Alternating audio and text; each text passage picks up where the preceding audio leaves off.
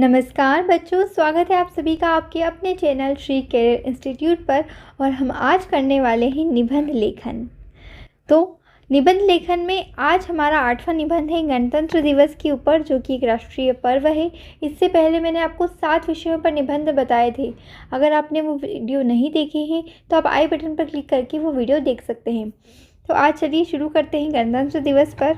इसकी रूपरेखा पहले जान लेते हैं। पहला होगा प्रस्तावना, फिर गणतंत्र दिवस का इतिहास, फिर भारतीय गणतंत्र दिवस, गणतंत्र दिवस का महत्व व उपयोगिता, गणतंत्र दिवस का संदेश और उपसंहार। मैं इस चैनल पर न केवल आपको हिंदी ग्रामर बल्कि इंग्लिश ग्रामर, संस्कृत ग्रामर के भी सभी वीडियोस शेयर करने वाली हूँ। संस्कृत हो या हिंदी हो या इंग्लिश हो, आपको किसी में भी कोई भी डाउट नहीं रहेगा, कोई भी परेशानी नहीं रहेगी, क्योंकि मैं बहुत ही डीपली और बहुत ही ट्रिकी तरीके से आपको ग्रामर कराने वाली हूँ। तो अगर आपको अपनी ग्रामर अच्छी करनी है तो आप चैनल को सब्सक्राइब कर दीजिए, अपने दोस्तों के साथ शेयर कर दीजिए ताकि उनकी भी मदद हो सके। तो पहला यहाँ पर है प्रस्तावना। एक पक्षी सोने के पिंजरे में संपूर्ण खान पान की सुविधाओं से युक्त होकर भी पराधीनता का जीवन बिताने को बेबस होता है।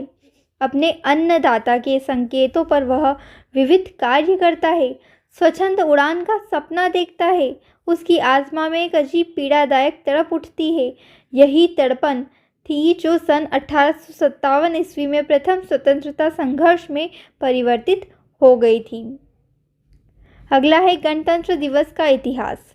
प्रथम स्वतंत्रता संघर्ष सन 1857 में बर्बर अंग्रेज शासकों ने कुचल दिया। यह दबी हुई आग सुलगती हुई बाल गंगाधर तिलक की सिंह गर्जना में स्वराज्य हमारा जन्मसिद्ध अधिकार है फूट पड़ी। महात्मा गांधी राजनीतिक रंगमंच पर प्रकट हुए। जवाहरलाल नेहरू ने राजसी वैभव त्यागा और स्वतंत्रता की साधना की धुनी रमा ली। कांग्रेस दल ने रावी तट पर एक सभा में पूर्ण स्वराज्य की मांग कर डाली। जवाहरलाल नेहरू की अध्यक्षता में 26 जनवरी 1930 की अंधेरी रात्रि में तिरंगे तले कांग्रेस का अधिवेशन संपन्न हुआ।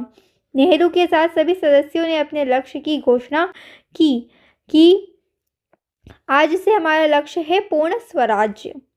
सत्याग्रह चले, बर्बर विदेशी शासकों के हौसले पस्त होने लगे। हमारे क्रांतिकारियों के बलिदानों से परंतु विजय हुई सत्य की, अहिंसा की, स्वतंत्रता के दीवानों की और अमर बलिदानों की।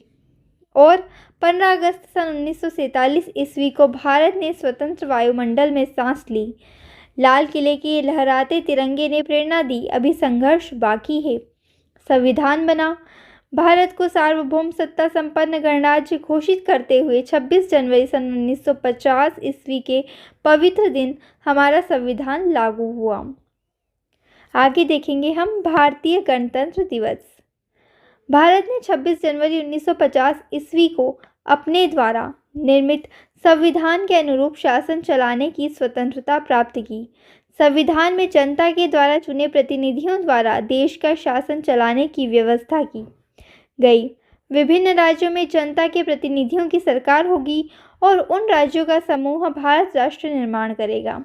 26 जनवरी को भारत में गणतंत्रात्मक शासन व्यवस्था लागू हुई थी, इसलिए इस पवित्र दिन को गणतंत्र दिवस कहा जाता है।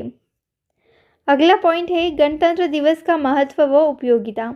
यह दिवस भारतीय स्वतंत्रता के दीवाने अमर शहीदों की स्मृति दिलाता है। राष्ट्र की प्रगति को प्रदर्शित करती विभिन्न झांकियां जन जन के मन को स्पर्श करती है। राष्ट्रपति का संदेश राष्ट्र निर्माण में लगे रहने की प्रेरणा देता है।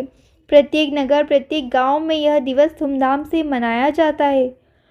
प्रभात फेरियां निकलती हैं, ध्वजारोहण होता है, भाषण होते हैं, भारतीय स्वतंत्रता और उसकी अखंडता की शपथ दिलाई जाती है।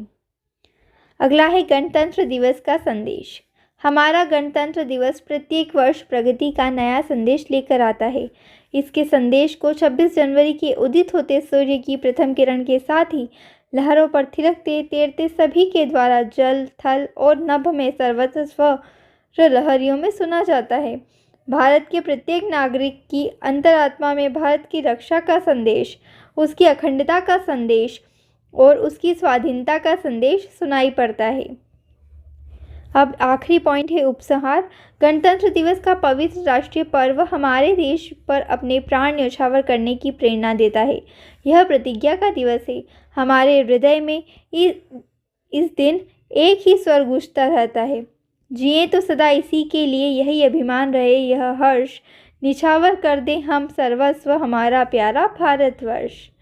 तो यह था गणतंत्र दिवस के ऊपर बहुत ही आसान और सरल निबंध। आप किसी भी कक्षा से हैं और आप परीक्षा में इसे लिख कर आएंगे, आपको पूरे नंबर मिलेंगे। ठीक है, तो अब मुझे उम्मीद है बच्चों कि आपको ये वीडियो यूज़फुल लगा होगा, ये वीडियो आपके लिए उपयोगी रहा होगा। तो मिलते हैं अगले वीडियो में, तब तक के लिए पढ़ते रहिए, सीखते रहिए और आगे बढ़ते रहिए। धन्यवाद।